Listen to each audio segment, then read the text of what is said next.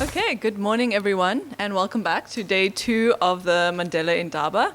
We're really glad to see you here. I have a feeling today is going to be a bit more chilled, a little bit more time for discussion. We don't quite have as many people in the room, but it's always important. I think it's as Noble always says, it's important to have the right people in the room. So I'm sure we have the right people in the room today. As usual, some quick housekeeping stuff. I feel very echoey. I will leave that up to the tech guys to sort out. So bathrooms are right outside this venue on this side. Zama's exhibition are these 2 paintings at the front, the linos just over here, and then the fabric prints outside in the glass case. Please do feel free to look around if you have not yet and look at them up close. And Zama, if you have not yet met Zama, she's here. There we go, in the stripy blue and white shirt. And if you have any questions about the artwork, she is happy to talk about it, I believe. I'm throwing under the bus here. Then also the soundscape that you hear playing before, just now, before we started, is a soundscape by Sonja Leeuwken-Steen, Neil Honeycomb, and Fortunate Drache that they stitched together of speeches and songs and other relevant media related to Mandela. I think the explanation for that is stuck onto the door on the left as you come in if you want to read more about that.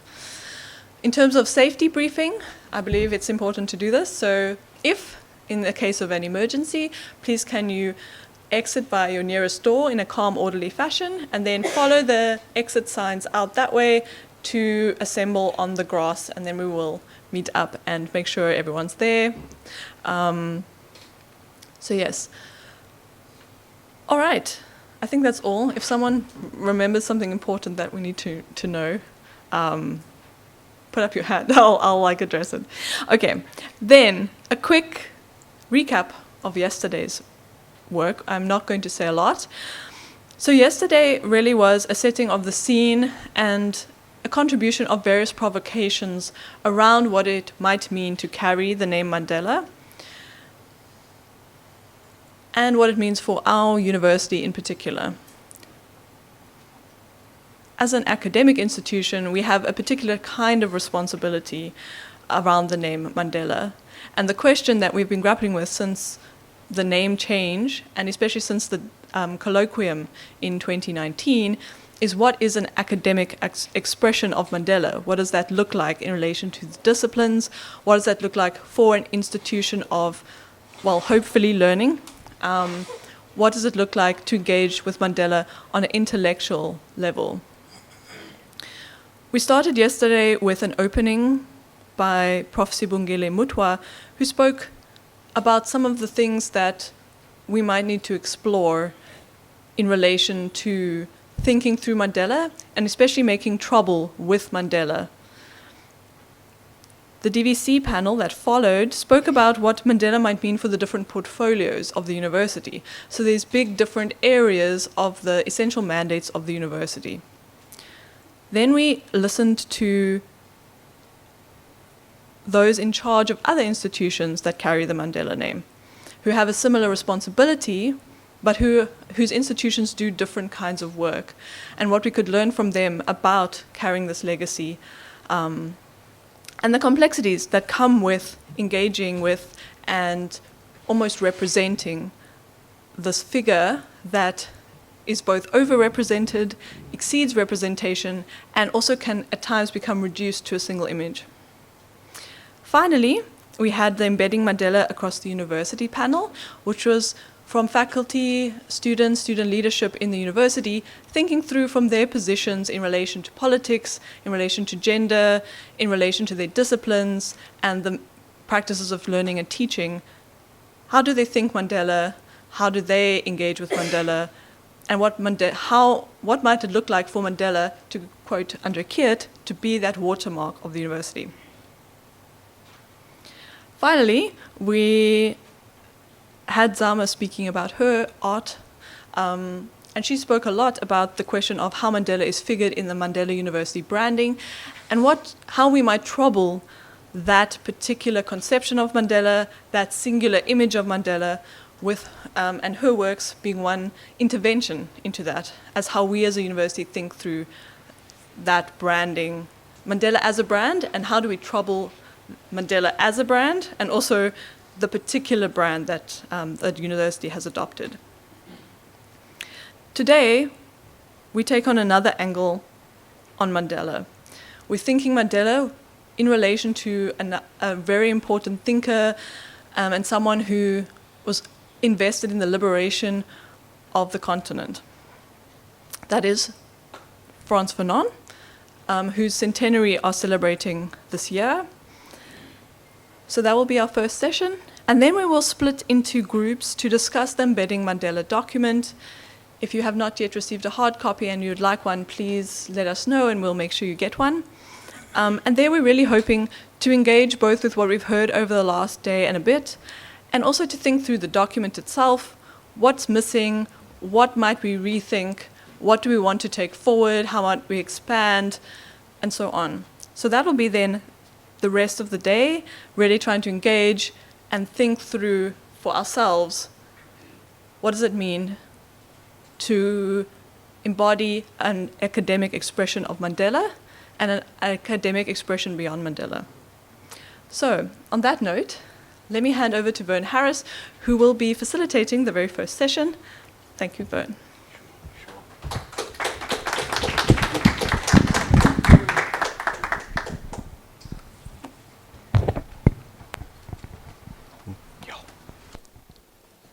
I think you might want to.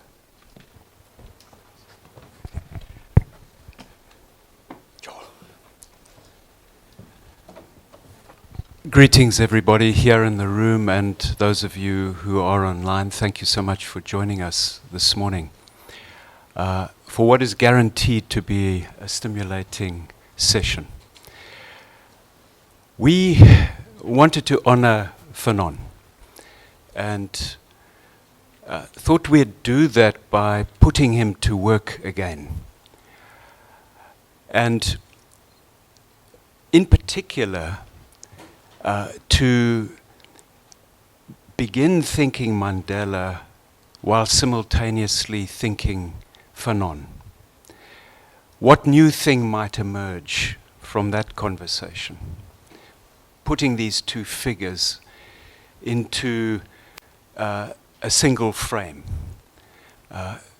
Could something fresh emerge that would feed into the discussions of yesterday? We spent the whole day thinking Mandela. To help us do this, we have an extraordinary panel. Joel Modiri to my left, Victoria Collis-Buthelezi to my right, David Scott on the far right. I was teasing them last night by saying all three of you are powerful bureaucrats. They all head structures of the academy. Joel at University of Pretoria, Victoria, University of Johannesburg, David at Columbia University in New York. But we invited them because they're scholars. And we've given them an open brief to think Mandela, think Fanon. And I'm going to ask you to start, Joel. Joel is still writing his input. Thank you very much. Good morning, everyone. You can hear me? Fabulous. Vern has put a challenge on the table. He's asked us to think about Mandela in the midst of the Fanonian centenary. We might call it the Fanonian century. And a lot of thoughts went through my mind, both after the phone call and ever since then. The first one was a line from Koleka Putuma's poetry. There's a very cheeky line where she says, "I want to be loved the way white people love Mandela." And this has always been, in a way, my critical or suspicious relationship to the name, but as many yesterday mentioned, the figure of Mandela. I think a note on both Mandela and myself is important here. I grew up in a township in Pretoria called Attridgeville. Now, Attridgeville is unique for many reasons, but one of them is that it was not a primarily ANC-centered community. It was a PAC community. It was where the great Jafta Masemola came from, Dikgang Moseneke came from, Mogobe Ramose came from, Zeb Motopeng. So my first encounter with the political in relation to the question of South Africa was the green T-shirt, the black Africa flag with the stripes of the sun through it. And that was the flag of the Pan-Africanist Congress.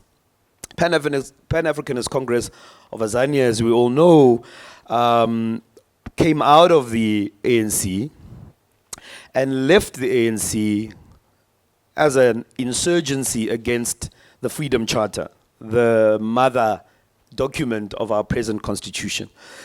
You will remember that the Pan-Africanists, led by the enigmatic, powerful Robert Sobukwe, who had also hoped was also turning 100, but is turning 101.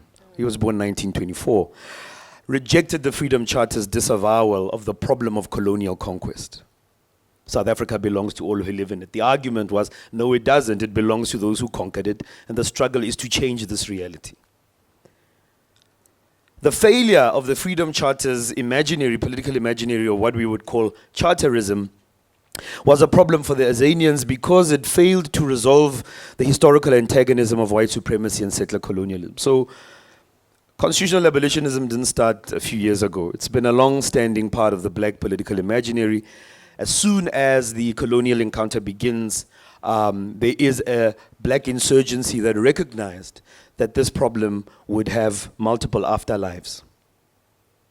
The Africanist insurgency therefore took issue with the multiracial ideology of the Charterists, making the crucial philosophical critique that what was being called non-racialism was actually multiracialism, was an attempt to manage race relations, to give a piece of the pie to everyone, and therefore to keep the lie of race alive, to accommodate race rather than to abolish its material and symbolic effects. This was, for Sobukwe, the fundamental mistake of the Charterists and is, I think, the crisis of the Mandela Project. Sobukwe said, multiracialism panders to European bigotry and arrogance. It's a method, he said, of safeguarding white interests. The problem of colonialism for Sobukwe and the Pan-Africanists who left the ANC was a problem of land and status, he called it, a problem of self-determination. Not a problem of reconciliation, of getting along. And so it's in this sense that Sobukwe argued that true democracy required the abolition of white supremacy, not the accommodation of white supremacy.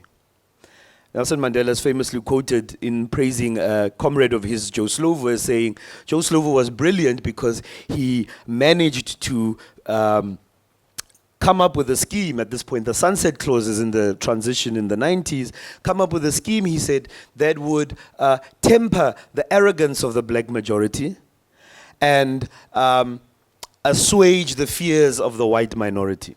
Now one must wonder why your liberator wishes to temper your arrogance. This brings me to Fanon and Mandela. Fanon and Mandela, in a sense, therefore, instantiates a similar distinction, a similar tension between this liberal anti-colonialism of Mandela and this radical anti-colonialism of Fanon.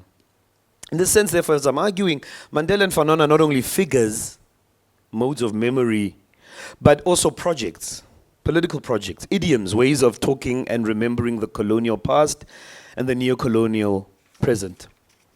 In my attempt to think about what similarities they might evoke for us, I thought, of course, that they represent this heroic black manhood, and the two beautiful artworks on both sides of us, of course, captures a little bit of this heroic black manhood, these great ideals of African humanism, this idea that true humanity is to be found in the black freedom struggle. They also knew how to put a good suit together, and this is something someone must write about. Black radicals knew how to dress for whatever reason. And of course, they were both westernized Africans in their French and English interpolations, and therefore will come with contradictions and will come with ambivalences. Yet Fanon died at 36, while Mandela, of course, died a few years short of 100 as an accomplished elder statesman. And it's important, I think, at this point to mention that this is not just the Fanonian century, it's also the century of Malcolm X, who also turns 100 this year, and the century of Patrice Lumumba. 2025 seems to me to be a moment of burning urgency for black memory, as it has always been. I want to suggest, therefore, that Mandela the Project, when read precisely against, through, and with Fanon, signifies then a crisis, an ongoing and relentless crisis. We here in South Africa call it the national question. Others call it the problem of reconciliation without justice. The contrasts are deep, they are continuing, and they demand reckoning. Consider Mandela's great admiration for British Empire right in the 1960s. He says, I admire the institutions of Britain. I love the Magna Carta. Fanon says, the calls for the rejection of a European humanism, exposing its brutal hypocrisy. Mandela ultimately lands on something like constitutionalism and civil rights. Fanon evokes the memory of the problem of liberation, reminding us that these are, of course, not the same. So I've never wanted, I'm a reluctant hater of Mandela, because he ultimately, for me, signifies the name of the failure of justice and repair. That's what comes up to mind when I think about Mandela. I also think that I'm also sympathetic, nonetheless, to a man who attempted to actualize living humanism, but failed to understand how deeply racism thwarts any such attempts. That we do white people and black people no favors by not addressing the elephant in the room. And so this transmutation of white supremacy into constitutional democracy that now haunts South Africa remains the impetus, the burning impetus for the urgency of what I want to suggest we need to be or become, and that is something like post-Mandela. Thank you. Sure.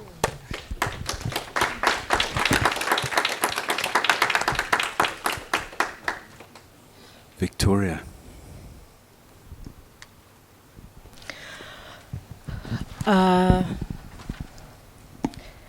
So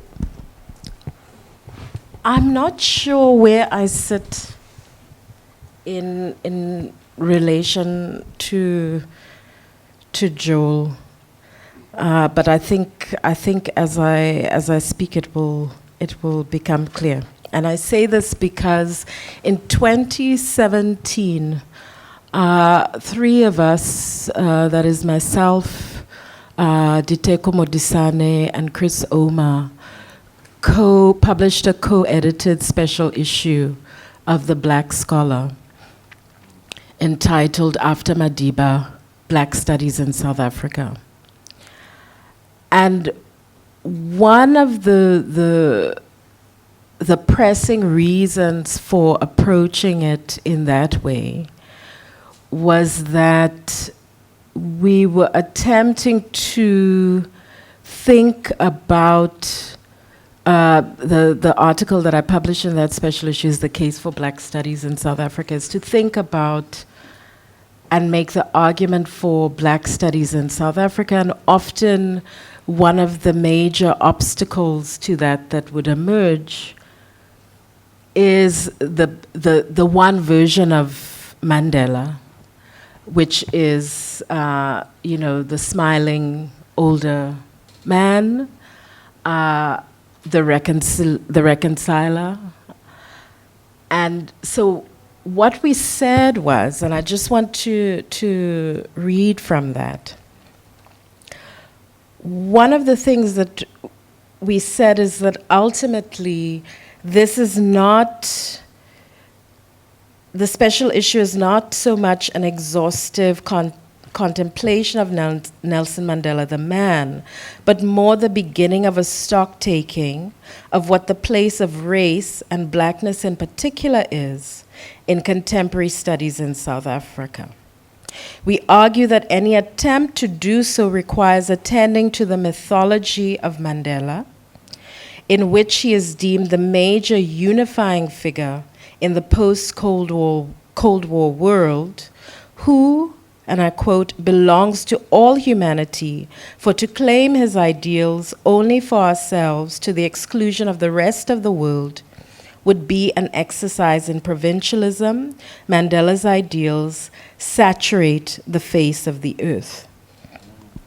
Now, there more than two, but I'm going to point to two ways in which I come into this. The idea of Mandela as a kind of global, universal figure, right, of what the post-Cold War global order should be, and arguably we're in another kind of moment of re-reckoning with a post-Cold War and a post-World War II global order, particularly in terms of where I'm coming to it from, disciplinary formation.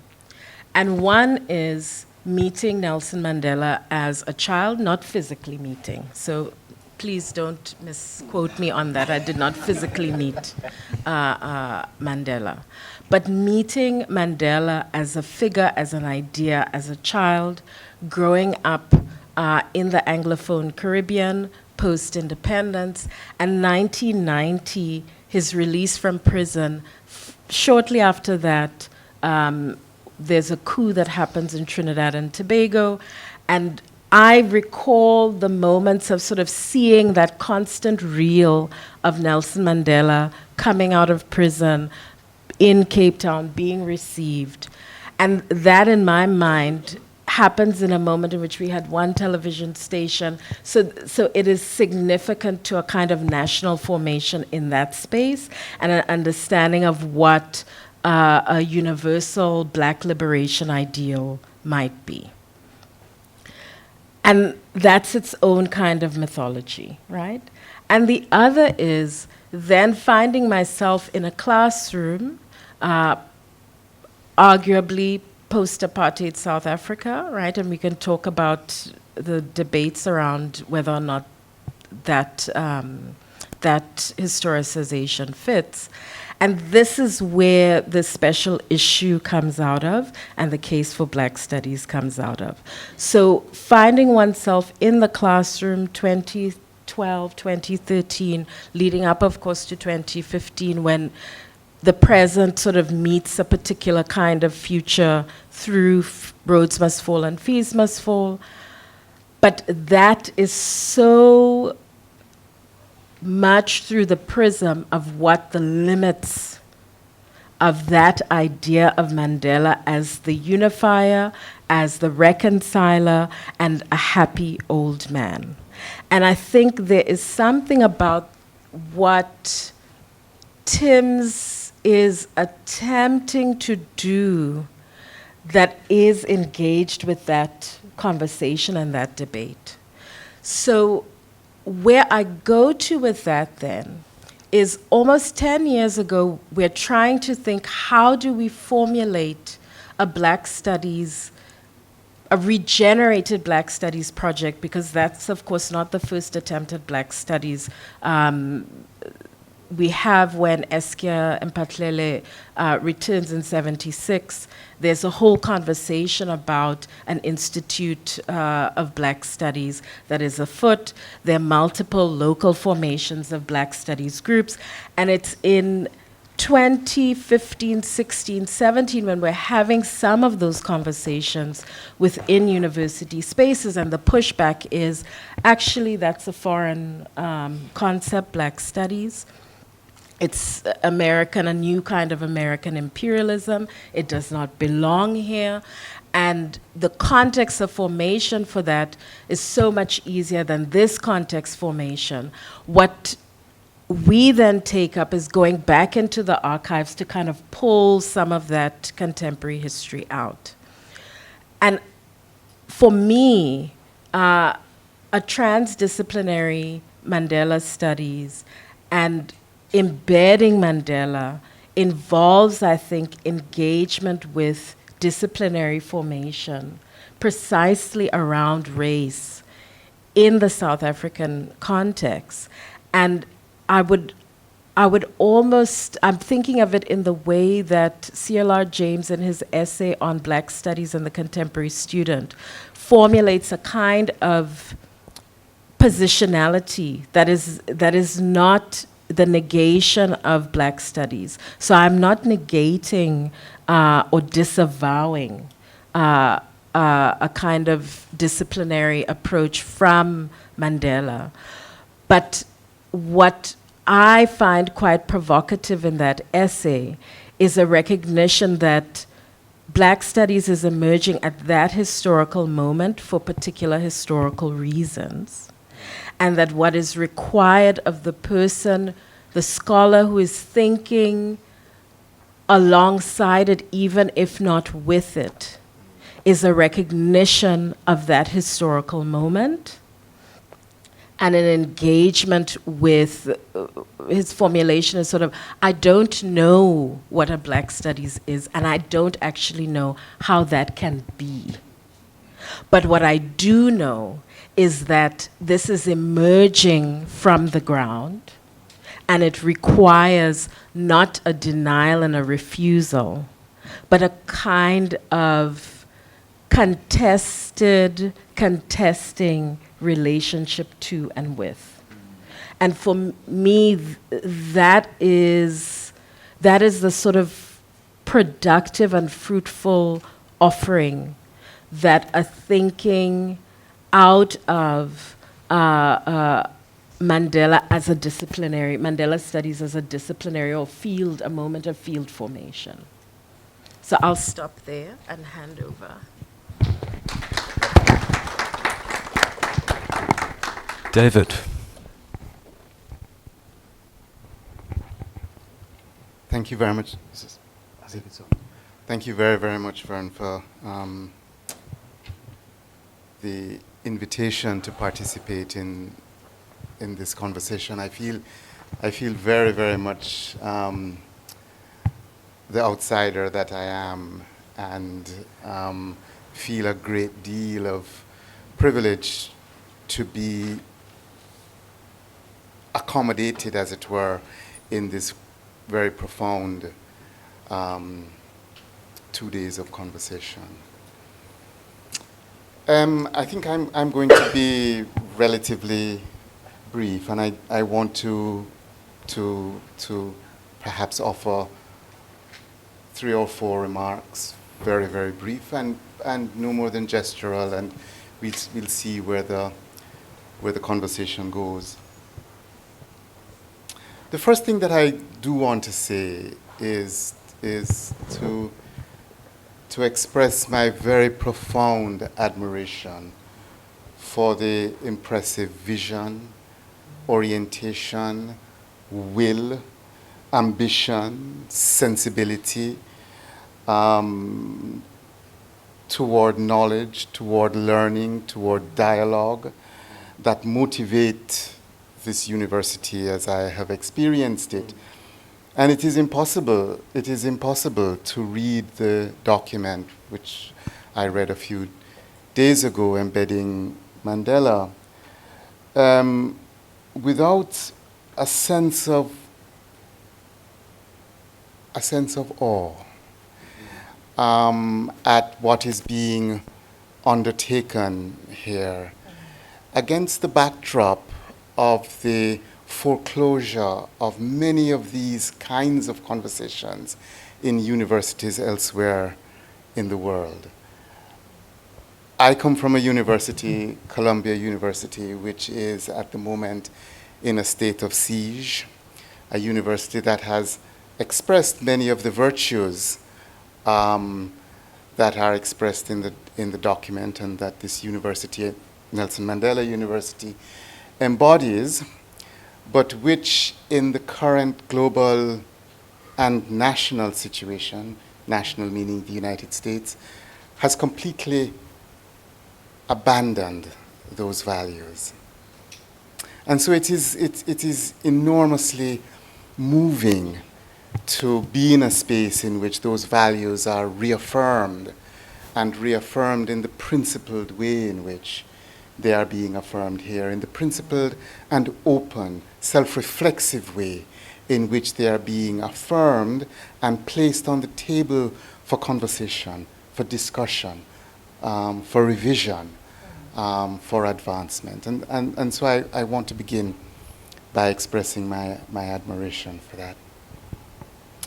The second thing that I want to say is, and these remarks grow out of just listening, reading the document and listening to the conversations of yesterday. The second thing I want to say is, out of my context, which is a Caribbean context, I'm from Jamaica. I went to the University of the West Indies at Mona. I worked there for many years after finishing my PhD and before I began teaching at Columbia University.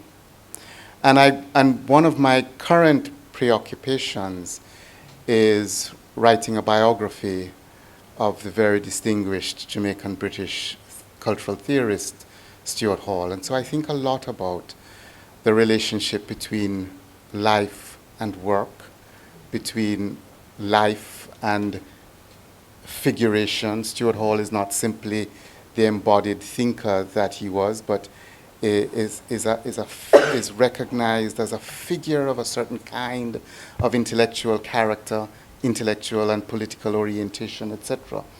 And so I think a lot about the tension between Mandela as a life, as a biographical life, and Mandela as a figure. And I listened with intrigued and read with great interest the attempt to separate out the life of Mandela from the figure of Mandela. And the sense of that biographical life was full and contradictory and complicated in various ways, but one needed nevertheless to extract from that biographical life a kind of figuration that would be usable in contemporary interventions, such as the one here at the Nelson Mandela University. And I found that fascinating, and I found myself thinking that this is rather doubtful an engagement, that perhaps there is a tighter connection or a more complicated connection between the fullness of the life and the emptiness of the signifier. And that in fact, in a certain sense, that signifier, the signifier Mandela, is never completely empty, is always already being filled with conflicted content of one sort or another, as we heard yesterday and as we have heard in Joel's presentation this morning. The slippages into the life with Winnie, the life prior to Robben Island, the life involved in the negotiations toward 94, the life of the Truth and Reconciliation, all of those that slip very, very quickly back into the attempt to extract a particular signification from the figure of Mandela. And so I want to urge that we trouble, to use that metaphor from yesterday, that we trouble that tension, that we try and sit with, as people like to say these days, sit with that tension in a much more open and direct, self-reflexive and explicit way than is, I think, embodied in the document. The third thing I want to throw out turns in the direction of thinking about Fanon and Mandela. And I will say a few things which are, in some sense, obvious, things which we already know, and to which, in some way, Joel has already gestured. That Fanon, born in 1925, and Mandela in 1918, belong in many ways, from different geopolitical spaces, to the same insurgent generation of the Third World, a generation that committed itself to national liberation, to an armed struggle for national liberation, driven and motivated by ideas about sovereignty, the integrity of the nation-state project, etc., and driven by a will to organize a population for national liberation. And it is, I think, enormously important that to think about the fact that Fanon dies in 1961. Fanon doesn't live to see the independence of Algeria.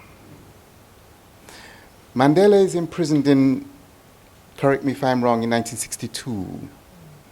And he is released in 1990. And there is the elections in 1994.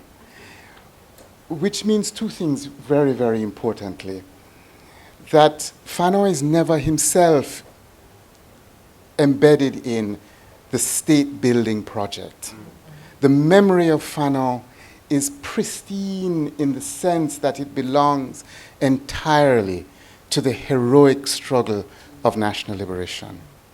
One of the complicating features of the figure of Mandela is that he is not only a figure of national liberation, that is the destruction of the apartheid system. He is a figure of the building of the sovereign project, right? And therefore he is always already inscribed in all of the compromises that are a necessary feature of any kind of state building. But it also means, secondly, that Mandela is not only involved in that state-making project in simply any historical moment. Had Fanon been involved in the state building of the Algerian project from 1963-64 onwards, he would have been embedded in that project within the larger paradigm of national liberation. Mandela comes to power when that entire paradigm of national liberation has been dismantled, and we are now in the era of neoliberalism. The South African state is built not in the era of national liberation, but in the era of neoliberalism. And therefore, all of the assumptions that were part of the ambition of national liberation were now had to be rethought in an age of globalization and neoliberalism, in which the quest and the ambition of national liberation was no longer a horizon of possibility. I think that is very, very important for how we historicize what Mandela can be for us, what Mandela was for the ANC in the 1950s and 1960s, and what Mandela could become after 1994. And the final thing that I want to say, thinking again about Fanon and listening to the conversation yesterday, Fanon is often remembered and importantly as a theorist of violence, of the violence of national liberation, and this came up yesterday, perhaps more than once. And it prompted me to think that, that there are at least two dimensions of Fanon's thinking about violence and violence, colonialism, national liberation, that are, to my mind, relevant for how we think about Fanon and how one might think about a relationship between Fanon and Mandela. The first is the most obvious one, the one that's often most remembered, the one that was invoked yesterday, in which Fanon remarks in the opening pages of The Wretched of the Earth that decolonization is always a violent event. It's something that we invoke all the time, importantly. And it is, to my mind, enormously important that we don't take that remark of Fanon's out of the context of Fanon's construction of what the problem about colonialism was. A few pages after Fanon makes that remark, he says that colonialism is not a thinking machine. Do you remember that passage? Colonialism is itself a concentrated form of violence, and it is that concentrated form of violence that requires the anti-colonial response of organized political violence. But Fanon also has a whole other arena of thinking about the problem of violence, which people don't pay sufficient attention to, which is embodied in the penultimate chapter of The Wretched of the Earth, the relationship between violence and the psychopathology of colonial war. And part of what Fanon, and this is relevant, this is where I'm going with this because this is relevant for all of us thinking, grappling with the question of post-colonial life worlds. The sense in which colonialism doesn't let go. And the demand that Fanon made on us to think about the ways in which we have all, descendants of the colonial project, internalized the violence of colonialism. Our psyches have been, not simply our cognitive faculties, not simply whether or not we argue in relation to or through colonial languages or colonial disciplinary apparatuses, but the senses in which our psyches have been transformed by the long colonial project of physical and epistemic and psychic violence. And how we navigate that, how we free ourselves. I'm thinking of Gugi's Decolonizing the Mind here, but I'm thinking also of the project of decolonizing not simply the mind as our self-consciousness, but the psyche, the deep structure of colonial desire, which we willy-nilly embody. That, I think, is a large challenge, and a large challenge for a university such as this, which has committed itself to an emancipatory modality of knowledge. Thank you.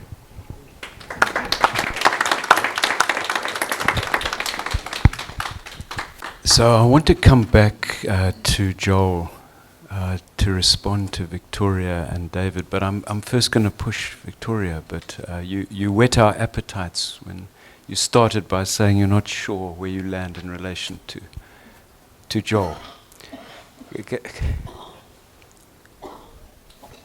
I think, thank you for that, Vern. I think it is that there is, when I went back to those articles and the notes, there was a way in which there was a particular kind of energy of needing to use your sort of reference from your book, A Ghost, right? Needing to slay a ghost. Is it slay or attend to an ancestor in order to move forward? And now I think there is, and I mean, Joel said it, he is a reluctant hater, right, of Mandela.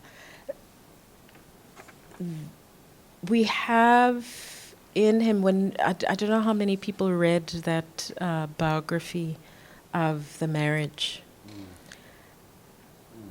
And I read it. I must say it was a very difficult read to do and to continue with, in part because it just felt like such a betrayal of two lives that we'd only have that much access to because of the pervasive extent of surveillance. And so on one hand, there is a sitting with this individual who, as David said, lived on in a way that Fanon did not, and was conscripted into certain kinds of complicity in terms of just complicity, not necessarily even in terms of ideological or political, but complicity in terms of one's life being made available. That there is a deep sympathy that one has when you read a letter like Zama has on one of the pieces out front, who's seeing that there's a way in which his family is going, that he's not present, that Mamwini will not be present for periods of time and unsure as to when she will be able to return. So you sitting with the destruction of a life, right? A life imagined. And that is something that I think we do have to, this is where the ambivalence comes, because on one hand, there's the recognition of the limits that the specter, the figure, to stick with the terms of today, the kind of signifier of Mandela, of Madiba. And then also sitting with the complete dismantling of a life. Yes, it's a life that is lived and is continued, and there are ways in which he, as we all do, finds a way to continue living and thriving. But there's something that is lost. There's several things that are lost. And so recognizing the material loss and spiritual losses of what a family life would look like, what a political horizon could and would be, that there is a belatedness to coming into the state-making project, but there's also a kind of suspension of living a life and having to reform that imaginary, right? What's envisioned, because the 1960s has a different kind of trajectory of a future that one would have in the 1990s. And I think then where I've come to with both Mandela and Fanon is what is the injunction upon us as readers of those lives and readers of their work to not sanctify, sanitize, praise those lives, but to have a kind of solidarity with, in the way that I'm thinking Kadri Ismail, the Sri Lankan scholar's notion of abiding by, which doesn't involve a kind of false loyalty, but a struggling with, alongside, and not giving up on them, but not in order to redeem.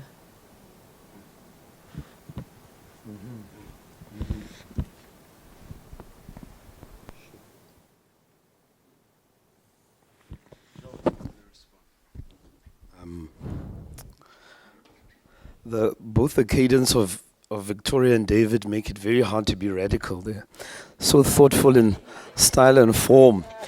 But I've been flown here all this way, and I have to say that that's why I started by mentioning my upbringing in a Pan-Africanist Congress community, because my relationship with Mandela in a way has always been alien and abstract. It's not like the one you had with him. It's not even like the one Bongiseni has with, so we come to Mandela through different doors. I was never enamored. I didn't get the fascination. So I just wasn't formed in that milieu. I was formed in another milieu. And so that makes it easier to think instinctively, critically about Mandela. I want to absolutely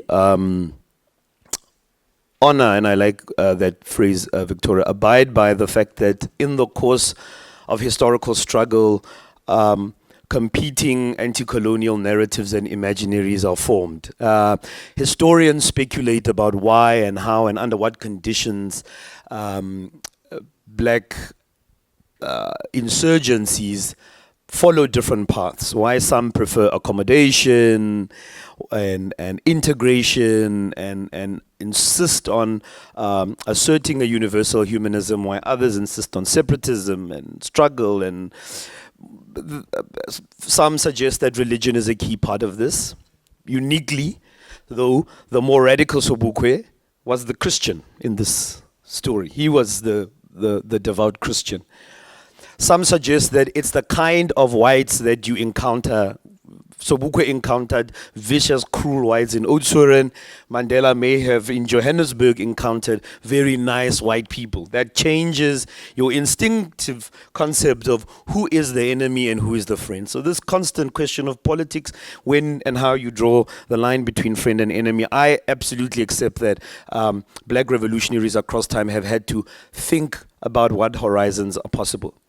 Then has been this question of political responsibility. So Sobukwe says it's a sin to allow yourself to be oppressed. Right? So he's saying, listen, there's no, and Biko in the essay on death makes the same point, that the very meaning of life is tied to dignified and free existence. That being free but living in squalor and suffering is not a life. But there was a tradition that says, well, but at least you have a life that can animate a future struggle. Okay, that's where the pragmatism, the let's negotiate, let's compromise, let's set the foundations for a new struggle that might come after. So I respect that, but I want us to, I don't want to say pick a side, but I want us to read these figures honestly and openly. Some of them stood for something. They wanted a fight. They insisted that we're going in, and we don't, we'll see what happens at the end, but there is no way of reforming the system. Others thought, let's try and work with the system to make our lives better. And I've always been down with the guys that just refuse to give up. Those were always my guys. In my reading, when I read Sobukwe, when I read Fanon, these guys are saying, you deserve total freedom. Not a piece of it, not a compromised version of it. You deserve total freedom. Colonialism is a fundamental and total injustice. It's not something you can kind of fix and understand why they did that. Or let's be thankful that, they brought a bit of English here and cleaned up our roads and gave us, right? So it's really about this question of imaginaries and feelings. And from the Africanists, I get this much stronger feeling. I think there's this, Louis Gordon often makes this distinction that, the choices that the Mandela Project, because it wasn't just Mandela, it was Oliver Tambo, it was Luthuli before him, there was lots of people, but let's say we can summarize all of that as Mandela. He has this thing that says, Mandela's project was powerfully moral, but it was unethical, because it sacrificed freedom for stability, and therefore made also an analytical mistake. If there's no freedom, they will also not, that stability will also not, and this is why South Africa is both in conceptual psychic crisis, but also just obvious material crisis. I also don't want to push people to reconcile these figures. It's nice to just know they had different ways of seeing the world. And there were and there were benefits and upsides and downsides of these different visions. So we need to read them openly and honestly. We need to read them historically, absolutely. So this question of the fact that Fanon and Biko are saved. Biko might have been a tenderpreneur by now. You don't know that, right? Because they died early. Of Lumumba, we only have the lost tooth. This is how vicious this business can be. Mandela lived long enough to imagine, work through, and struggle for a different kind of society on terms that might be found to be deficient from a certain political and analytical register. So I'm fully behind the project, Vern. I'm fully behind a project of Mandela Studies, because the Mandela Studies is a South Africa studies, it's a black studies, it's a global studies. It's an attempt to understand how power works. It's about the afterlives of colonialism. It's about the fathers and mothers of the nation and the problem of the father and the mother, which is that we inherit both their weaknesses and their strength. It's about all of that. But as you attempt to embed Mandela, I suppose I'm saying the risk might be that you end up institutionalizing Mandela, imprisoning him again. And to go back to Stuart Hall, the university is a critical institution or it is nothing. Thank you.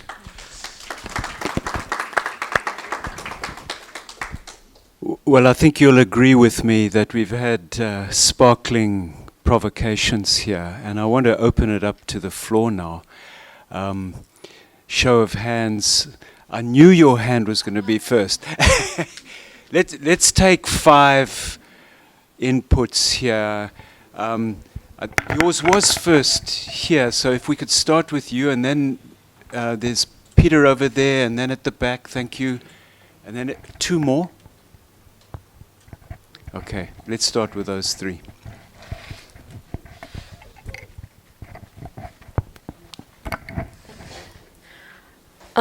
I was gonna ask this question. I was gonna ask this question to Mr. David Scott, but I think that we have such an informed panel that I'll open this question up to anyone. Do you think that there are dangers in the making of an icon? Because oftentimes we see that Mandela is a symbol of a plethora of so many different things, right? Of a struggle, liberation, reconciliation, right? But when this iconography becomes so far removed from the society itself, right? Through the different generations who are not experiencing the same things, right? Who do not relate to it because they did not live it, right? Who do not forget, relate, and are now being taught it through an education that oftentimes becomes sanitized, right? Do we think that this iconography will remain positive in the future because it will be a reminder thereof? Or do we think that it will become negative because this disconnect is just too large of a gap to breach? Thank you. If we could move over to... Thanks. I want to start by saying I don't think I've for years heard such a wonderful panel, such an informed, intellectual, and such a politically strong conversation. So I want to congratulate you for that. This is a little bit like that old joke about Chou and Lai. Tell us about what you think of the French Revolution. It's too early to say. And I want to go back just a little bit, because I think that the 2 words I haven't heard today or yesterday is the words capitalism.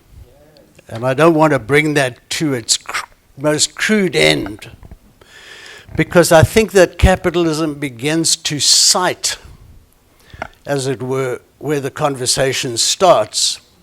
And this has immense importance for the syllabus that you will do in Mandela Studies. Because it seems to me that if you want to understand the issues going on in the world now, as Victoria enlightened us to, you have to understand that there's a war going on between black people across the world. And it seems to me that if you want to understand that war, you have to go back to slavery. And I wonder if there is sufficient energy to go back and start unpacking some of that stuff on slavery. If you want to understand, and this is the final point, if you want to understand the politics of Southern Africa, you have to start with slavery. So I think I'm asking you, I think I'm positioning myself on Joel's side, and I'm saying the journey has just begun because it starts with slavery. Thank you. Thank you.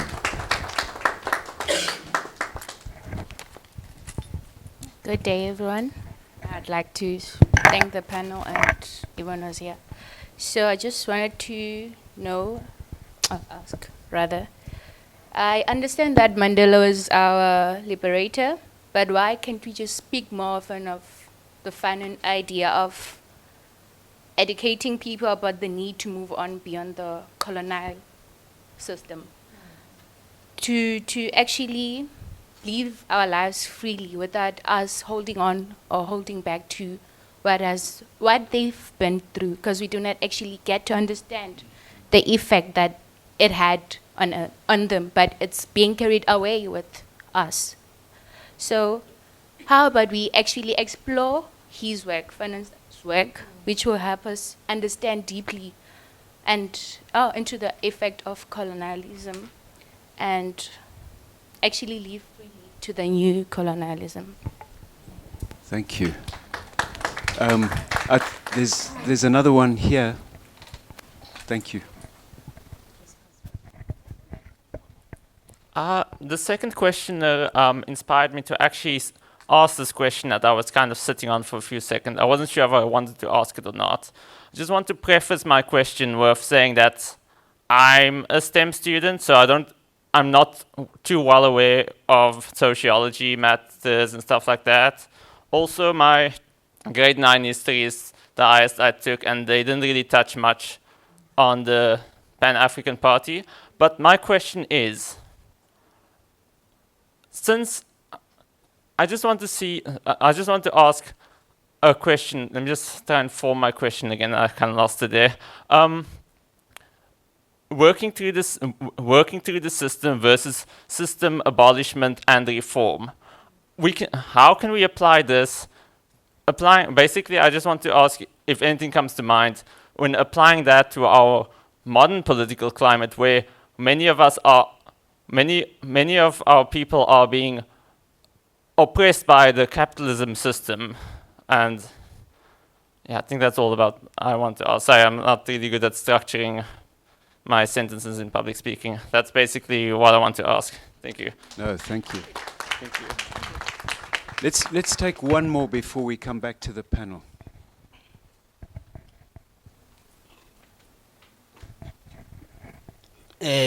Greetings, esteemed guest and panelist. My name is Innocent. I'm the founder and the former chairperson of a vendor society here at NMU, a society for everyone, creating diversity and unity. And one of the panelists yesterday, Prof. Muronga, was one of people who assist me. Yeah, so, and today we are doing very good. Let's clap hands for that. Okay, so I only have two questions here. The first question is, can we apply both Fanon's and Mandela's ideas to modern struggles like unemployment and land reform? And also, how can we carry both legacies of Fanon and Mandela's forward without losing their original messages?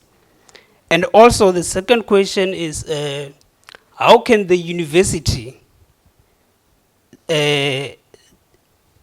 ensure that Mandela intellectual legacies and the spirit of Ubuntu are actively lived out, not just preserved in name? Thank you. Okay. Thank you. So I'm going to give each of the panelists an opportunity to respond. Who wants to go first? I've already gone first. Yeah, you have.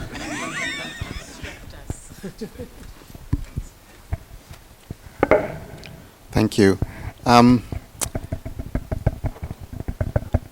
think there's only one question there that, I mean, there are a number of questions there that may pertinent for me to respond to. But I do want to respond a little bit to what Joel said a moment ago, and to try to unsettle some of the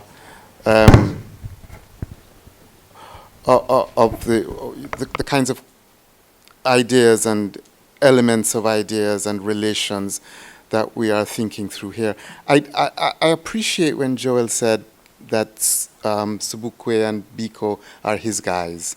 I appreciate that, and I feel in many ways that they are my guys too.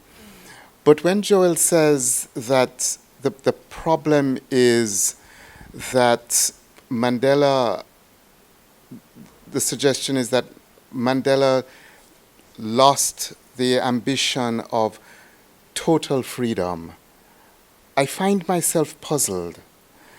And I think that one of the things that we perhaps should give up is the idea of total freedom. Freedom is never total. Freedom is always an ongoing struggle. We never exactly know when we have arrived because there is no exact destination.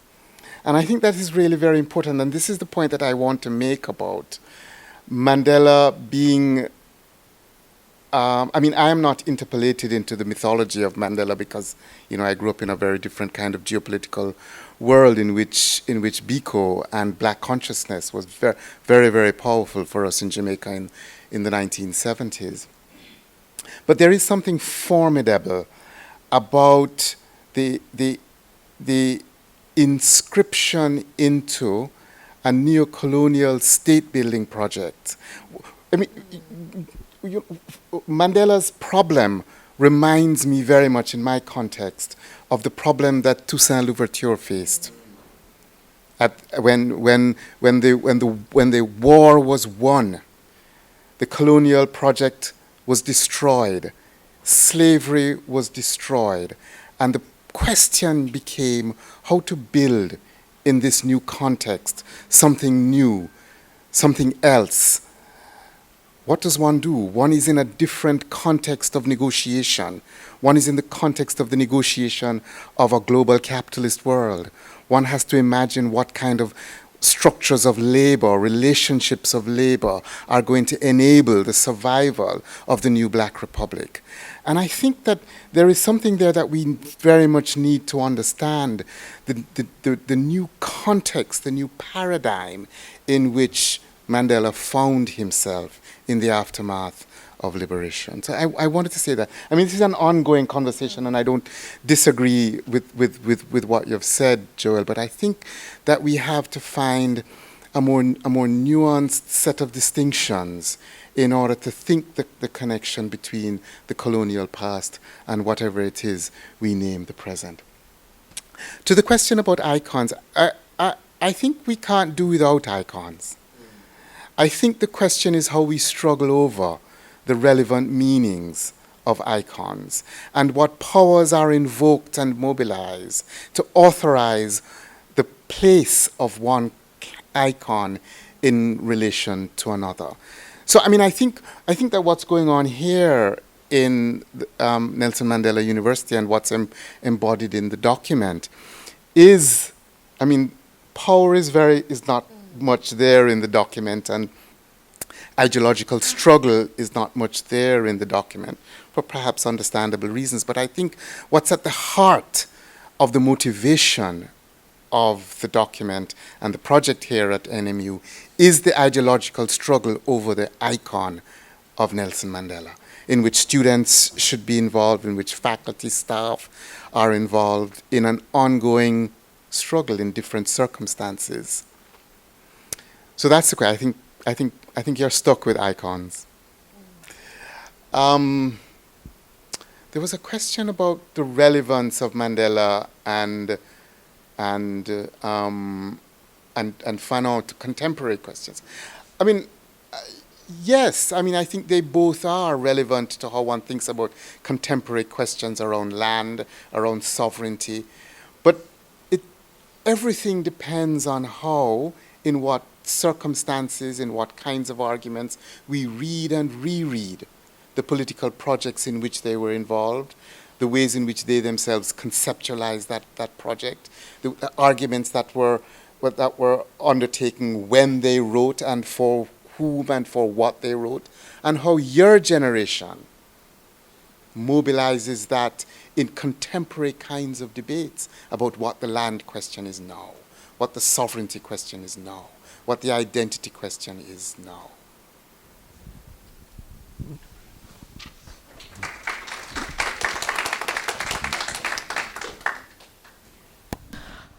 You know, I am not typically, nor in this moment, counter your guys, Joel. And they're my guys, and I am more position aligned with their arguments. I think, and this speaks to several of the questions around iconography and icons, why Mandela as opposed to Fanon. And for me, why I am interested in kind of not resuscitating the smiling, happy older man, it's partly that there are multiple facets to him. And my I'm going to say intuition, but it bears out in empirical evidence if we look at how Mandela has been written about and how Mandela has been taken up as a kind of tool for certain projects, which I think speaks to what has happened with Fanon as well, right? Where Fanon has been deployed to delegitimate contemporary or recent historical efforts in terms of anti-colonial struggle or the push for decolonization, to say Fanon would not say that. Right, so there's something about the ways in which reading any figure, Fanon included, Mandela included, Lumumba included, Sobukwe included, Malcolm X included, Winnie Mandela included, Angela Davis included. There are ways in which there are ways in which power enters and conscripts any figure and any text into particular kinds of meaning and signification. So I think my desire is that we engage these not only in terms of what's accrued around these figures and how we've been told to see them and understand them, that the older Mandela is happy when in fact he's actually quite angry and bitter at times. Right? That's just not necessarily the face that we see. That Fanon, who tells us that violence is necessary, was not for real violence. Right? That there are methods and modes of conscripting us into understanding all of these figures as kind of unidimensional. And I think our task is to push back against that. And for me, in this particular historical moment, in which there is a global organizing, in fact, not even organizing, has been organized effort.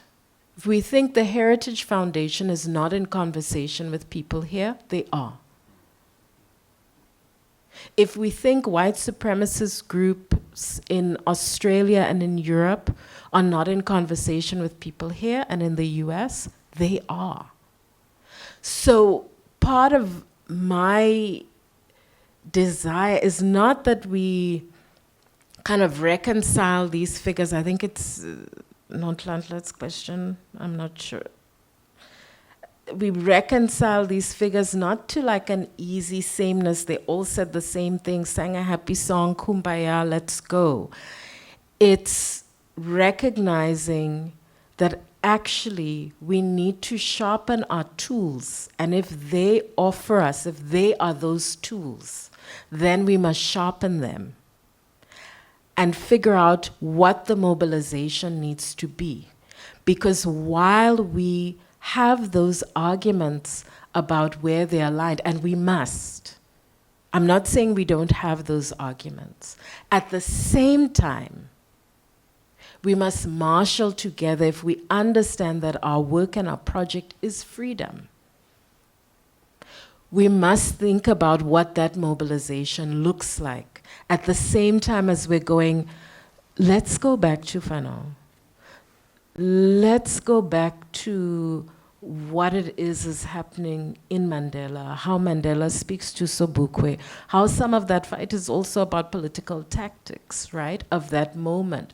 Who's attempting to win the kind of how Mandela and that generation is aligned with the ANC is attempting to win a particular moment around the argument and the optics of the argument, right? That there's political mobilization happening around numbers. We know that is true, and we work with that, but we are also working with how do we mobilize in this moment? Because white supremacy is resurgent globally.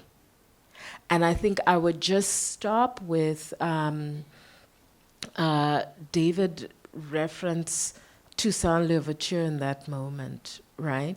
There's also, I've been spending a lot of time with the 1805 Haitian Constitution, in which there's the claim, and there are all these debates about whether or not it's universalist, whether or not it's particularist, because in several articles, and there are proclamations around that made by Dessalines that sort of speak to this, the attempt to resolve the problem of the racialized world of the plantation, right, that Haiti is trying to deal with.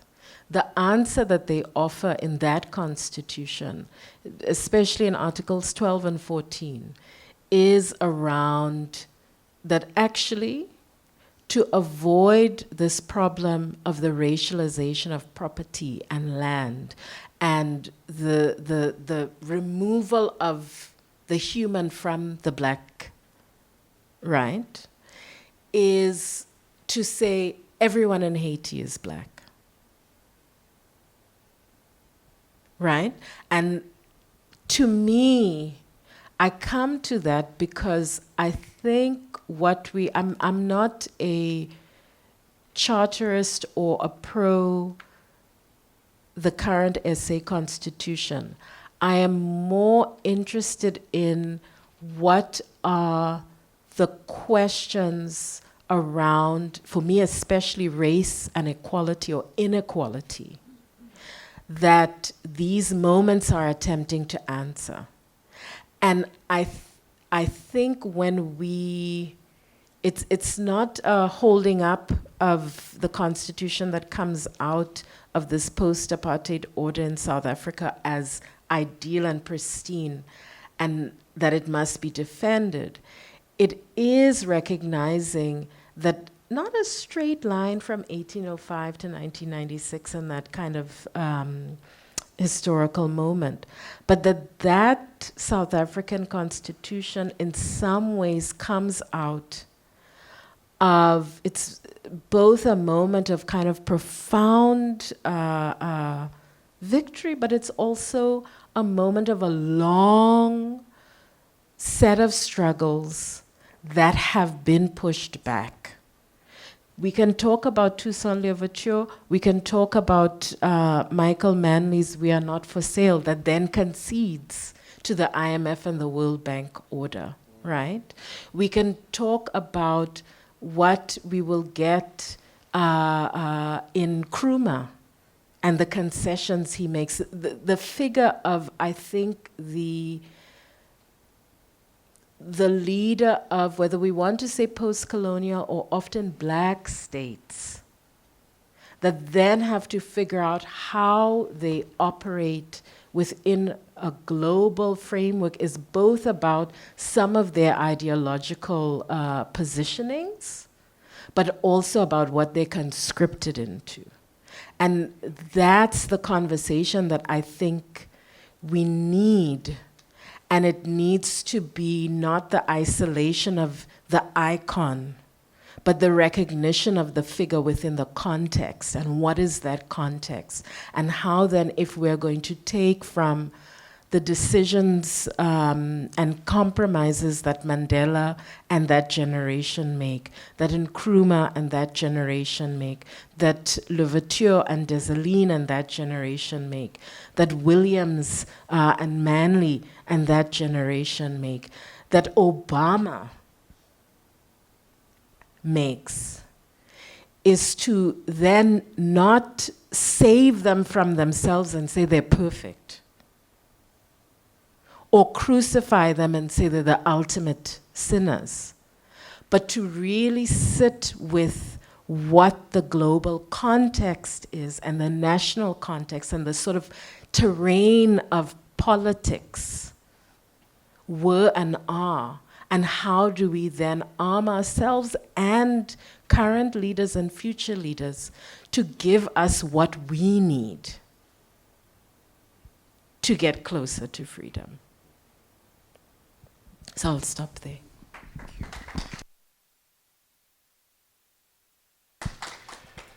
So we have to come to a close. I'm going to give the last word to you, Joel, and I'm hoping you'll pick up on the capitalism question.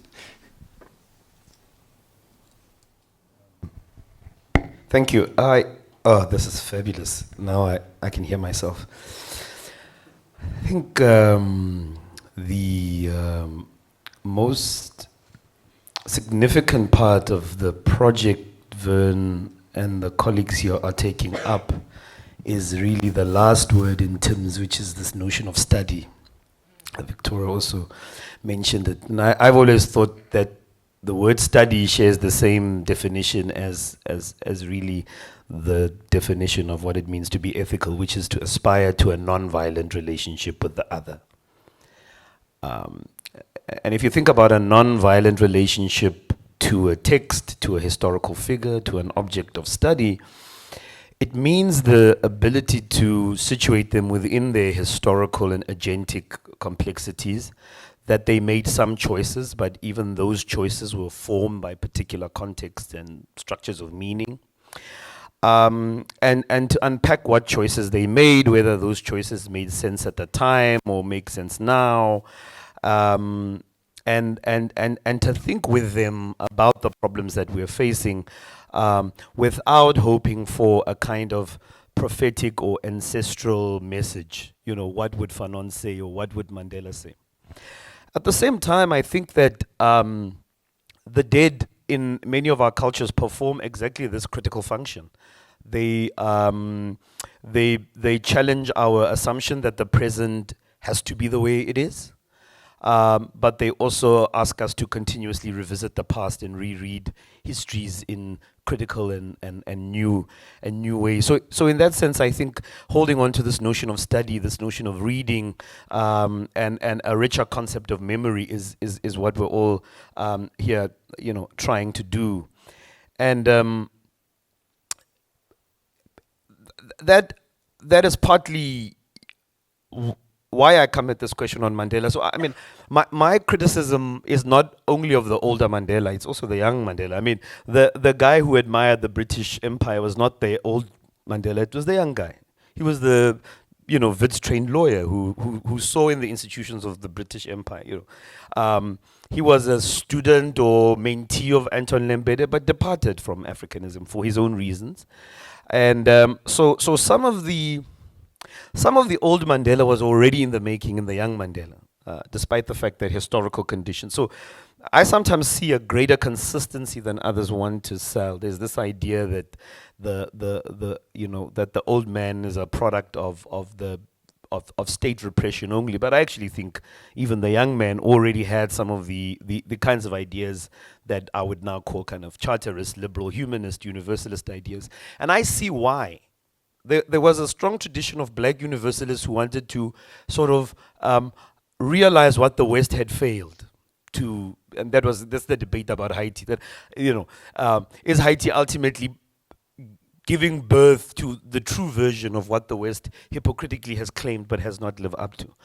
And so in that sense, I'm working actually with the younger Mandela more than the old Mandela. And I think where Mandela and Fanon clash is in the monstrous version of capitalism that Fanon would come to think of as neocolonialism, with all of its parasitic features, with all of its racialized features, with all of its imperial and global traffics, and thinking then about Mandela, Fanon's notion and call for a stretched Marxism that would inform people like, say, John Saul, talking about the recolonization of Southern Africa and situating very much the ANC's passive revolution, if you want to call it that, in that sort of neoliberal, neocolonial turn. And I think neocolonialism is the crucial term that might help us to hold both the racializing logics of the present and the violences of capitalism.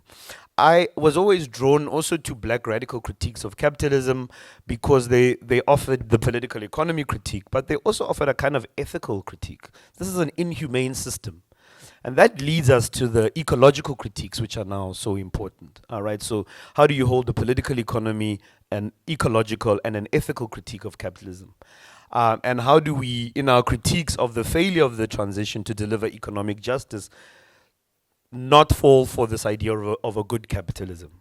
And really think very seriously about a different kind of social and economic order. That's the real ambition, I think, of our time, and that's the memory of these figures. I want to say two last things. The first one is about the legacies of Fanon and Mandela. I think what both of them offer us is a resistance against nihilism and a resistance against fascism. Both despised illegitimate authority, and both were deeply worldly. They wanted to live in a world that we could all share. They had different ideas about what the world meant and could look up like. But for us as students, scholars, activists, what does it mean to now take up worldly causes above oneself in this time in which we are being pressured to be two things: scared and stupid. And these two figures were neither scared nor stupid.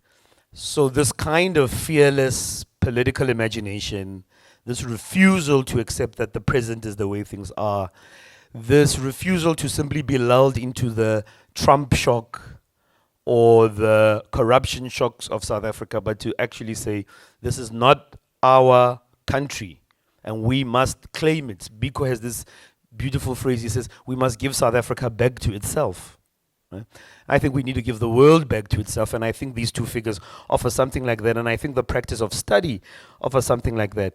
One thing that I want to leave us with, and I'd hoped, David, that you'd say something about it, is if we were to give up on the depressing tension between reform and revolution, you might find something like a notion of repair. And the question is, how do we repair our damaged history, and how do we repair our damaged futures? Seems to me to be the business of the day.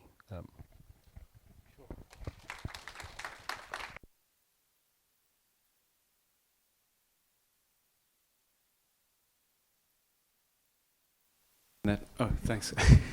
I think you'll agree with me, this could have gone on for another hour or so at least. Just for me personally, just such a helpful conversation and so many lines of inquiry to be pursued moving forward. So please join me in thanking this fantastic panel.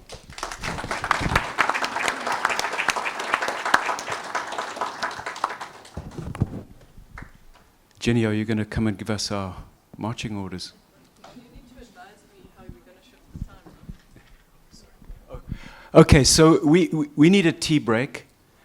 And then those of you who have enough commitment and stomach for a working session where we get into smaller groups and look more closely at that embedding Mandela draft document.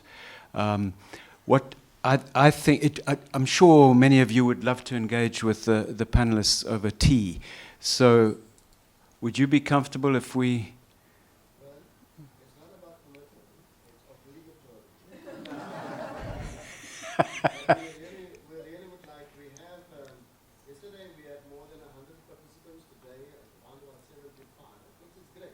Yeah. And it would be great if our colleagues here can assist us in working through this document in 3 groups and then we catch up.